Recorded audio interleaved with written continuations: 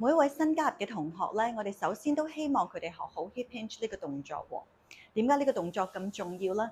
就因為大部分嘅跑者膝嘅意識太強烈啦，我哋會好依賴咧個膝頭哥嚟到跑步。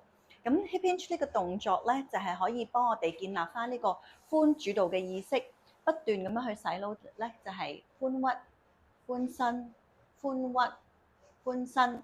希望透過肌力練習咧嚟到令髖去取翻嗰個主導性，咁然後變成一個慣性嘅動作。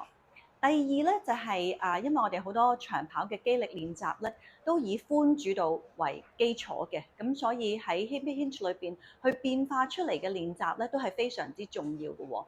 例如runner deadlift 或者係 runner squat 啦，都希望咧係以髖嚟到做主導嘅。咁另外咧就係 hip hinge 咧係練習後肌一個好好嘅訓練嚟嘅。咁咧如果我哋去復述翻呢個練習嘅時候咧，我哋限制咗膝嘅動作啦，然後將髖推去後邊嘅時候，後肌個拉扯就會好強烈㗎啦。但係調翻轉咧，如果我哋去做 squat 嘅時候咧，去用膝嚟到做主導去做 squat 嘅時候咧，嗰個受力位咧就會去咗呢個四頭肌上邊嘅。咁咧，正如頭先所講啦，髖主導嘅機制係好重要啦。再加上咧，我哋去練呢個喺肌力練習裏邊咧，練呢個後肌嘅感受啦。呢兩樣嘢加埋之後咧，我哋就會慢慢去教同學點樣將髖主導意識再加埋咧後肌嘅感受咧，能夠復刻翻喺路跑上邊嘅喎。進而我哋就講下乜嘢係 hip hinge 喎。hinge 嘅意思咧就即係門鉸啦。hip hinge 咧就即係話用你嘅髖部嚟到做一個鉸，然後咧髖部以上以及以下咧都要完全保持筆直喎。咁練習 hip hinge 嘅時候咧，我哋啲同學咧都有好類似嘅常犯錯誤啦。咁第一類咧就係會忍唔住用喐咗個膝頭哥，咁我哋咧就會用兩個小秘技咧嚟到解決呢個問題嘅。第一啦就係之前有條片咧，我哋都拍過，就係用凳啦。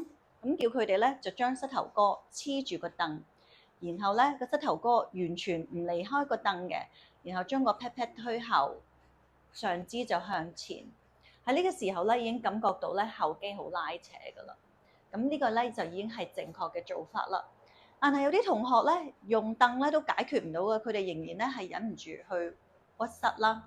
咁我哋咧就再用另一個方法咧去解決呢個問題，就係叫佢哋用呢個 foam roller 啦。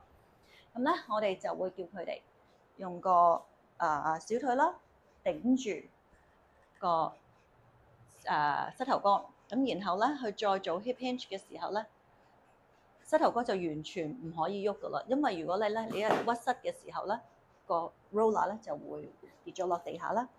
咁呢個時候咧就非常之有效嘅呢個方法。好，慢慢啦 pat pat 去推後，個身去挨前，然後喺呢一個位 hold 一 hold， 感受到後肌有拉扯啦，先至咧放鬆小腿，然後諗住用個pat pat 推翻個人上嚟。最重要咧就係唔好用你條腰啦，將個人咬翻直咯，而係咧諗住係要用你個髖部將個人推翻上嚟。嗱，我再做一次啊，落去放鬆小腿，然後咧 hold 一陣間，諗住用個 pat pat 夾個 pat pat 上翻嚟，就係咁樣啦。第二類常犯嘅錯誤咧就集中喺上肢啦。咁有啲同學咧就會落去嘅時候啦，就冇鎖好肩胛骨，然後咧兩個肩膀咧都會垂咗落去。咁呢個時候咧，如果你冇重量咧都還可以，但係咧如果你有咗重量之後，你將呢個變成咗習慣啦，你有咗重量之後咧，落到去咧，你兩個膊頭咧垂咗落去咧，就會有受傷嘅風險啦。咁我哋咧就會點樣去解決呢個問題咧？就會建議同學將雙手擺喺背脊後邊啦。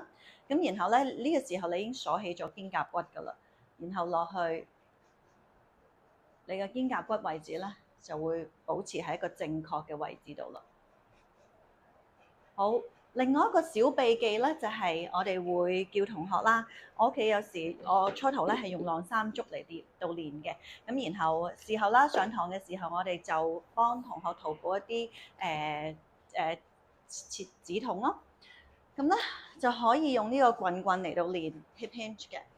我哋咧因為要上肢保持筆直啊，我哋話上肢係要筆直，下邊咧股骨一定係直噶啦。咁 pat pat 咧嚟到做好似做個門教咁。